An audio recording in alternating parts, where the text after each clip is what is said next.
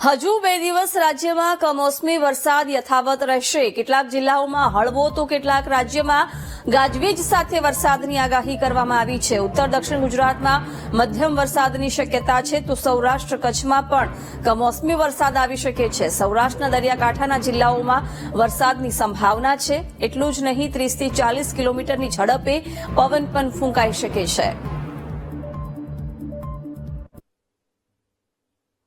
તો માવઠાની આગાહી યથાવત છે। બનાસકાંઠા, સાબરકાંઠા, અરવલ્લી, પંચમહાલમાં માવઠું થઈ શકે છે।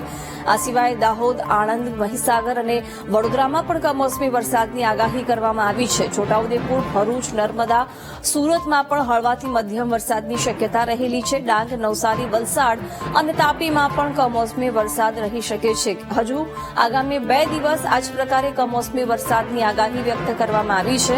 ભાવનગર, કચ્છ અને અમરેલીમાં પણ માવઠું પડી શકે છે।